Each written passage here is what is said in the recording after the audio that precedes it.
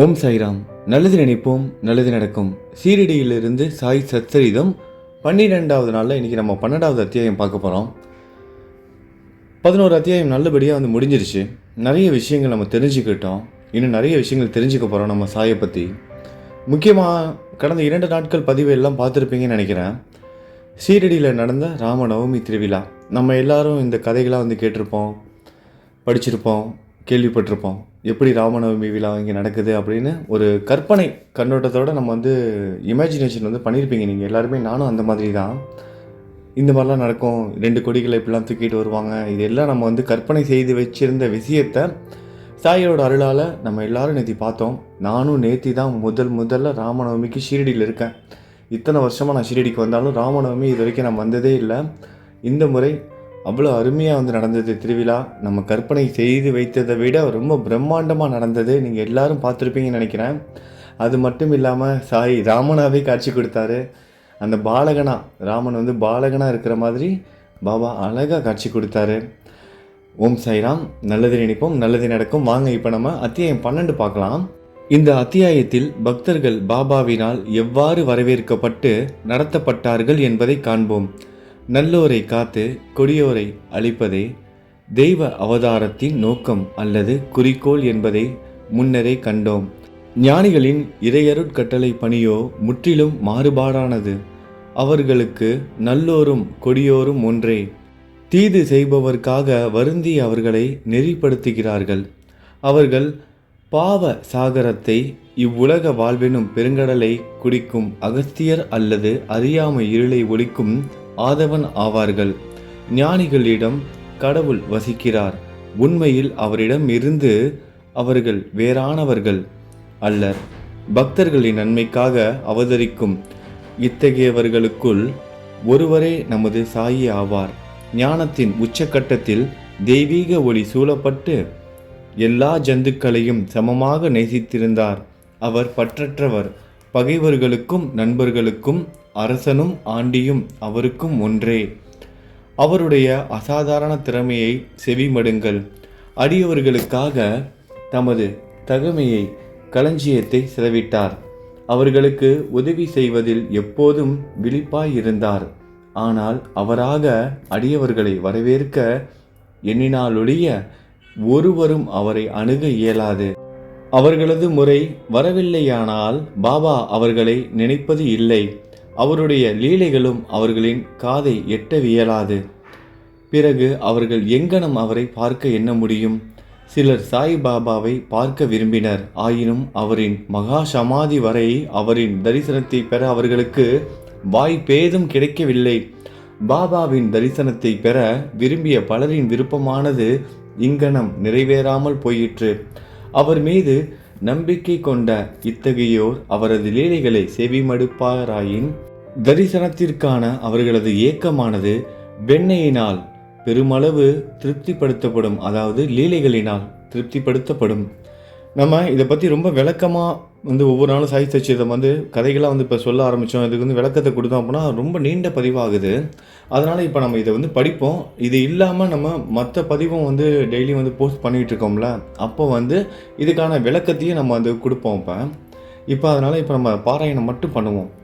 வெறும் அதிர்ஷ்டத்தினாலேயே ஷீரடி சென்று பாபாவின் தரிசனத்தை பெற்ற சிலர் நீண்ட நாட்கள் அங்கு தங்க இயலாது.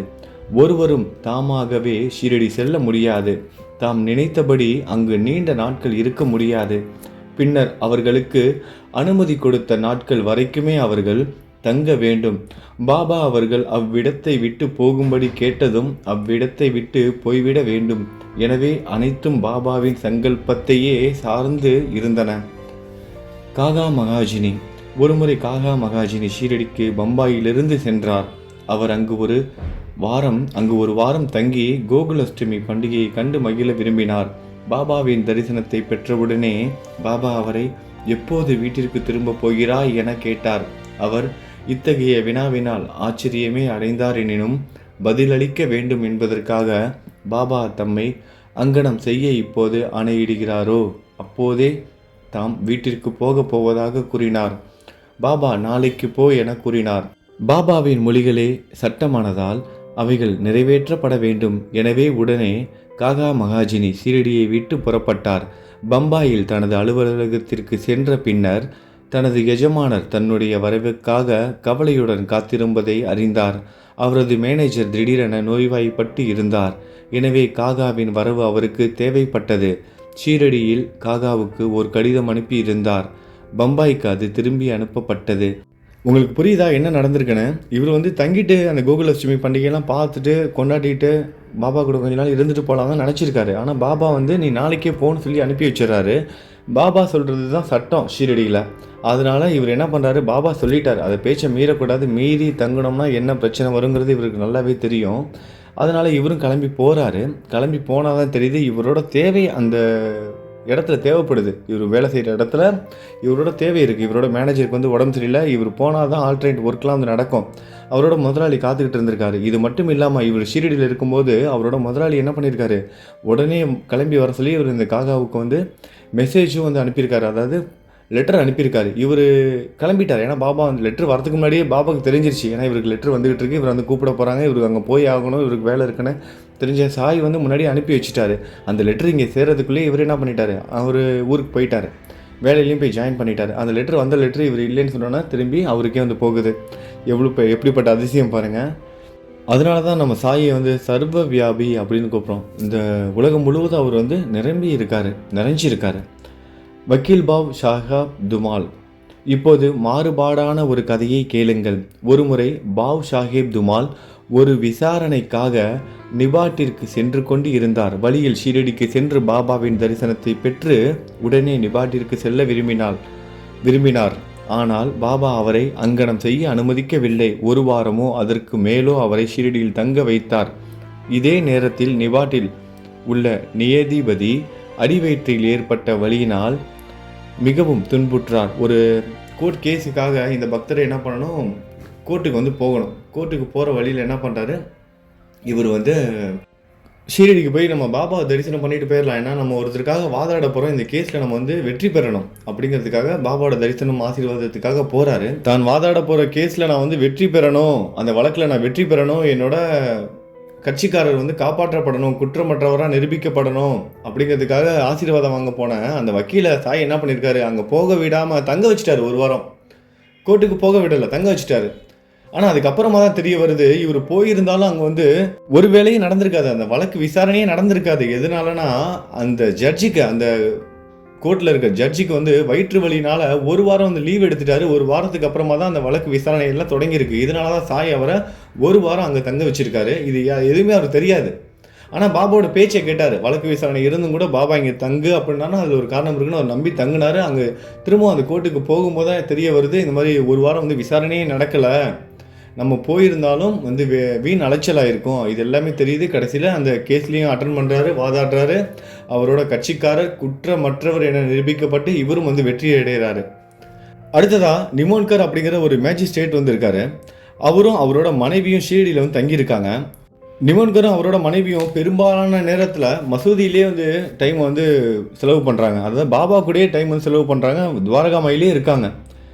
அப்படி இருக்கும்போது பெலாப்பூரில் அவங்க ஊர் பெலாப்பூர் அப்படிங்கிற ஒரு ஊர். அந்த ஊரில் அவரோட மகன் இருக்காங்க. அவங்க மகனுக்கு உடம்பு சரியில்லை, நோய்வாய்ப்பட்டு இருக்காரு. அதனால் நிமான்கரோட மனைவி என்ன நினைக்கிறாங்கன்னா, உடனே நம்ம ஊருக்கு போகணும், ஊருக்கு போயிட்டு நம்ம இங்கே இருந்துட்டோம், ஷீரடியிலே இருந்துட்டோம், இவ்வளோ நாள் இருந்துட்டோம், இப்போ நம்ம ஊருக்கு போய் நம்ம பையனுக்கு உடம்பு சரியில்லை, அதனால் கொஞ்ச நாள் மகன் கூடயும் அப்புறம் உறவினர்கள் கூடலாம் கொஞ்ச நாள் நேரத்தை செலவிட்டுட்டு அதுக்கப்புறமா ஷீரடிக்கு வரலான்னு அவங்க முடிவு பண்ணுறாங்க. ஆனால் இதுக்கு அவங்களோட கணவன் நானா சாஹிப் இல்லை, நீ ரொம்ப நாளாக அங்கே தங்கக்கூடாது, நீ இன்றைக்கி போயிட்டு நீ நாளைக்கே திரும்பி வந்துடணும், ஒரு நாள் மட்டும் இருந்துட்டு வந்துடு அப்படிங்கிற மாதிரி தன்னோட மனைவிக்கு சொல்கிறாரு. இவங்களுக்கு ஒன்றும் புரியலை, என்ன பண்ணுறதுன்னு தெரியல. கணவன் சொல்லிட்டாங்க, வேறு ஒன்றும் பண்ண முடியாது. அன்றைக்கி ஒன்றும் புரியவில்லை, என்ன செய்வதென்று தெரியவில்லை. ஆனால் அவளுடைய இறைவன் சாயி அவளுக்கு உதவிட வந்தார். ஆனால் சாய்க்கு தெரியும் இந்த அம்மாவோட மனசில் என்ன இருக்குது. கொஞ்ச நாள் தன்னோட மகனோட தங்கணும்னு ஆசைப்பட்றாங்க, உறவினர்கள் கூடலாம் டைம் ஸ்பெண்ட் பண்ணணும்னு ஆசைப்பட்றாங்க. இந்த ஆசை சாய்க்கு தெரியும். ஏன்னா நம்ம மனசில் என்ன நினச்சாலும் சாய்க்கு தெரியும். ஏன்னா நம்ம சாயோட நாமத்தை ஜெபம் பண்ணிக்கிட்டே இருக்கவங்களோட மனசில் என்ன ஓட்டங்கள் எல்லாத்தையும் சாய் அறிவார். அதனால சாய்க்கு தெரிஞ்சிருது. சாய் உதவி செய்ய போகிறாரு. இப்போ எப்படி உதவி செய்கிறாருன்னா, ஷீரடியை விட்டு புறப்படும் போது அவள் மற்றவர்களுடன் நின்று கொண்டிருந்த பாபாவின் முன் சென்று சாஷ்டாங்கமாய் விழுந்து புறப்படுவதற்கு அனுமதி கேட்டாள். பாபா அவளிடம், போ, சீக்கிரம் போ, அமைதியாகவும் குழப்பமடையாமலும் இரு. 4 நாட்களுக்கு பெலாப்பூரில் சௌகரியமாக இரு. 4 நாட்களுக்கு பெலாப்பூரில் சௌகரியமாக இரு. உன்னோட வீட்டில் நீ 4 நாளைக்கு சௌகரியமாக அமைதியாக இரு. சந்தோஷமாக உன்னோட நேரத்தெல்லாம் செலவிட்டு ஒரு 4 நாட்கள் நீ நிம்மதியாக இருமா அப்படின்னு சொல்லி ஆசீர்வதித்து என்ன பண்ணுறாரு, அனுப்பி வைக்கிறாரு. இப்போ இவரோட கணவரால் என்ன பண்ண முடியும்? இவரோட கணவர் என்ன சொன்னார்? இல்லை, நீ ஒரே நாளில் திரும்பி வந்துடுன்னு சொன்னார். ஆனால் சாயி கடவுள் என்ன சொல்லிட்டாரு, நீ போய் 4 நாள் இருந்துட்டு வான்னு சொல்லிட்டாரு. அதனால இவரோட கணவரால் ஒன்றும் பண்ண முடியாது, ஒன்றும் பண்ணவும் முடியல. இந்த அம்மாவும் சந்தோஷமாக போய் தன்னோட மகனோடையும் உறவினர்களோடையும் 4 நாள் நிம்மதியாக இருந்துட்டு அதுக்கப்புறமா திரும்பவும் ஷிரடிக்கு வந்தாங்க. இதுதான் பாபாவோட தீர்ப்பு. மற்றவங்களோட தீர்ப்பு பாபாவோட தீர்ப்பினால் தோற்கடிக்கப்பட்டது. நானா சாஹேப்போட தீர்மானம் தோற்கடிக்கப்பட்டது. நாசிக் முலே சாஸ்திரி ஜோசியம், கைரேகை முதலியவற்றில் கரை கண்டவரும் 6 சாஸ்திரங்களை கற்றறிந்தவரும் ஆகிய நாசிக்கை சேர்ந்த வைதீகமான அக்னிஹோத்ரி அந்தனர் முலே சாஸ்திரி ஒருமுறை நாக்பூரின் புகழ்பெற்ற கோடீஸ்வரரான பாபு சாஹேப் பூட்டியை சந்திக்க ஷிரடிக்கு வந்தார். அவரை சந்தித்த பின்னர் அவரும் மற்றவர்களும் பாபாவை காண மசூதிக்கு சென்றனர். பாபா தம்முடைய சொந்த பணத்திலேயே வெவ்வேறு பழங்களையும் மற்ற பொருட்களையும் விற்பனையாளர்களிடமிருந்து வாங்கி மசூதியிலுள்ள மக்களுக்கு விநியோகித்தார். பாபா மாம்பழத்தை அதன் எல்லா பக்கங்களிலும் மிக திறமையாக அழுத்துவது வழக்கம். ஒருவன் பாபாவிடமிருந்து அதை வாங்கி உறிஞ்சுவானாகில் எல்லா சதைப்பற்றையும் உடனே தன் வாயில் உறிஞ்சிக்கொண்டு கொட்டையும் தோலையும் உடனே தூக்கி எறிந்துவிட முடியும்.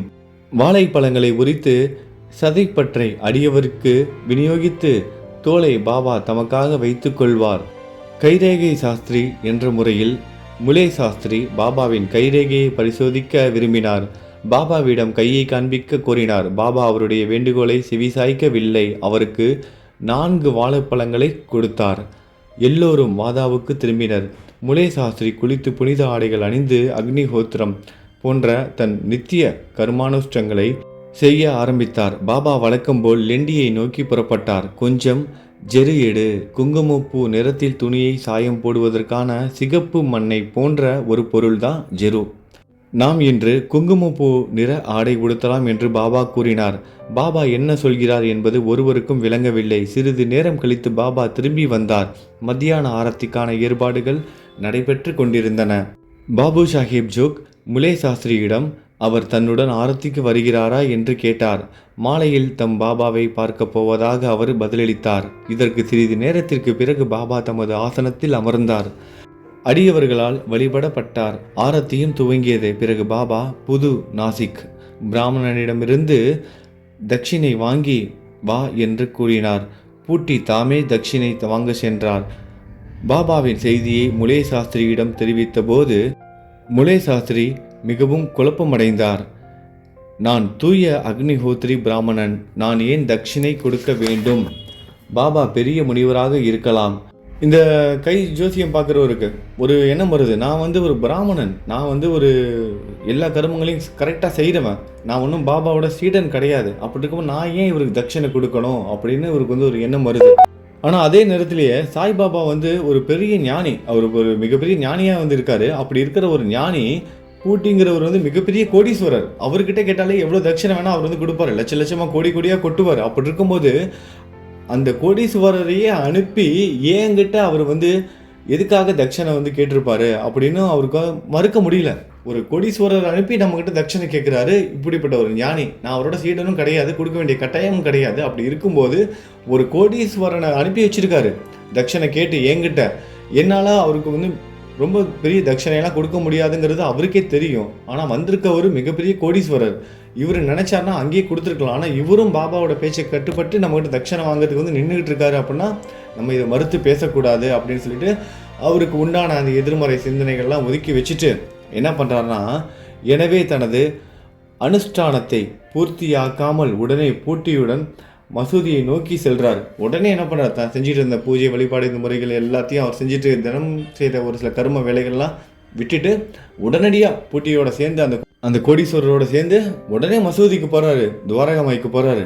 தம்மை தூயவராகவும் புனிதமானவராகவும் மசூதியை வேறு விதமாகவும் கருதிய அவர் சற்று தூரத்தில் இருந்தே கைகளை சேர்த்து பாபாவின் மீது புஷ்பங்களை வீசினார். அப்போது ஆஹா, திடீரென்று ஆசனத்தில் அவர் பாபாவை காணவில்லை.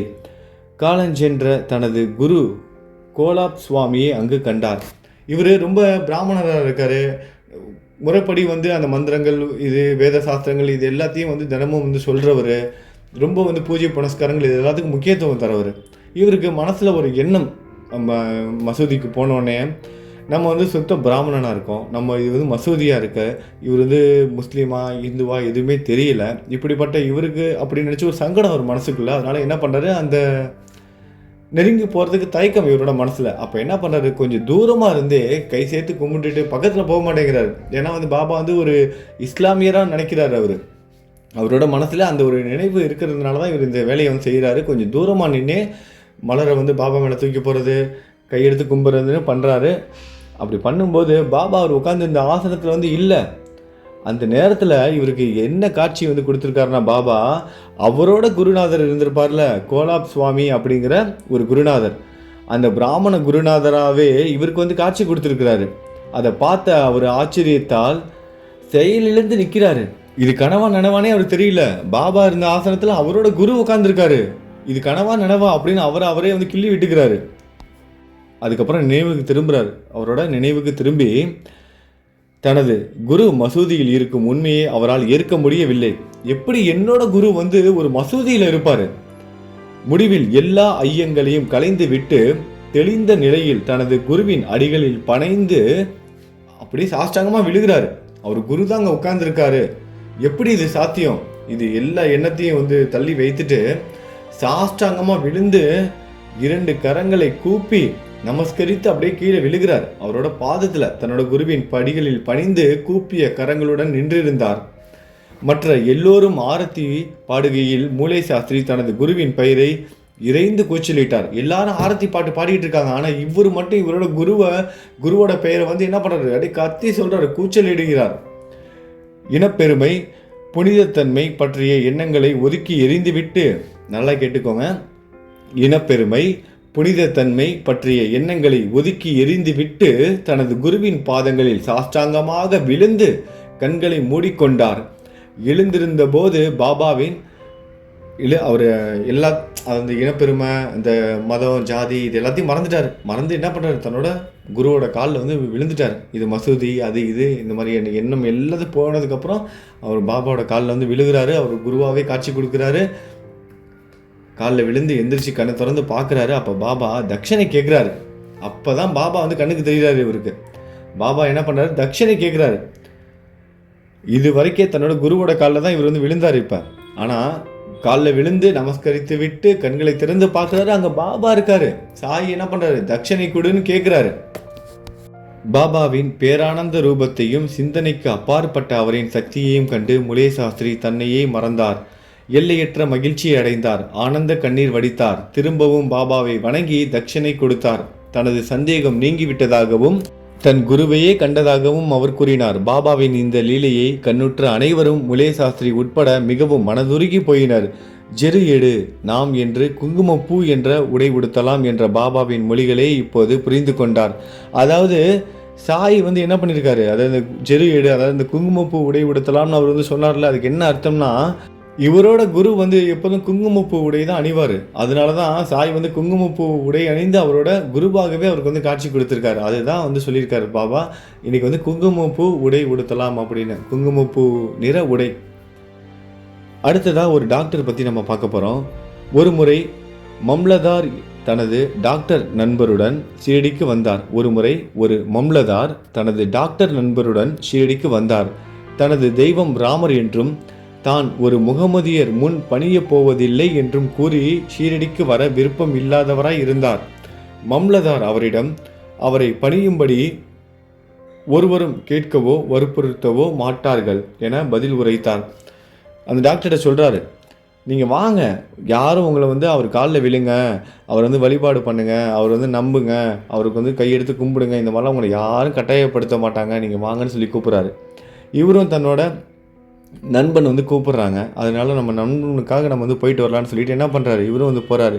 எனவே தோழமை கூட்டின் மகிழ்ச்சியை நல்வதற்காக, இல்லைனா நண்பனுக்குள்ளே வந்து தப்பாக நினச்சிக்குவான், அவனோட மனசு சங்கடப்படும், என்னடா இவ்வளோ தூரம் சொல்லி நம்ம போகலைன்னா நம்மளோட நண்பன் வந்து நம்ம தப்பாக நினச்சிக்குவான்னு சொல்லிட்டு நம்மளோட நண்பனுக்காக நட்பு கெட்டு போயிடக்கூடாதுங்கிறதுக்காக அவரும் சம்மதிக்கிறாரு. அவ்வாறாக அவர்கள் ஷீரடிக்கு வந்து பாபாவின் தரிசனத்திற்காக மசூதிக்கு சென்றனர். டாக்டர் முன்னால் சென்று வணங்குவதை கண்ணுற்ற அனைவரும் ஆச்சரியத்தால் செயலிழந்தனர். அந்த டாக்டர் என்ன சொல்லிட்டு வந்தார், நான் வருவேன், ஆனால் வந்து பாபா வந்து கையெடுத்து கும்பிட மாட்டேன், அவரை நமஸ்கரிக்க மாட்டேன் அப்படின்னு சொன்ன அவர் மசூதிக்கு வந்த உடனே என்ன பண்ணுறாரு, மொதல் ஆளாக அவர் தான் பாபாவை கையெடுத்து கும்பிட்டுட்டு இருக்காரு. இதை பார்த்த எல்லாரும் வந்து வியந்து போகிறாங்க, என்னடா இந்த மனுஷன் வந்து என்னமோ அப்படி பண்ணுவேன் இப்படி பண்ணுவேன், பாபா நம்ப மாட்டேன், அவர் கையெடுத்து கும்பிட மாட்டேன், காலில் விழுவ மாட்டேன், நமஸ்காரம் பண்ண மாட்டேன்னு சொன்ன இவர் நமக்கு முன்னாடி மொதல் ஆளாக கையெடுத்து கும்பிட்டுட்டு ஆசீர்வாதம் வாங்கிட்டு இருக்காரு அப்படின்னு எல்லோரும் பார்த்து வியந்து போகிறாங்க. அப்போ எல்லாரும் அங்கே இருந்தவங்க எல்லாம் கேட்குறாங்க, இனிமேல் இவ்வளோ நேரம் இவர் வந்து சாய் வந்து ஒரு முகமதியர், அவர் முன்னாடி நான் வந்து பணிந்து வணங்க மாட்டேன் அப்படி இப்படின்னு சொல்லிட்டு இருந்தீங்களே, என்ன ஆணுச்சு அப்படின்னு சொல்லி கேட்குறாங்க. எதனால் நீங்கள் வந்து இப்படி மனம் மாறினீங்க, அதுவும் திடீர்னு எங்களை விட ரொம்ப அதிகமாக எங்களை விட முன்னாடி நீங்கள் வந்து கையெடுத்து கும்பிட ஆரம்பிச்சிட்டிங்களே எப்படி, இதெல்லாம் வந்து கேட்குறாங்க.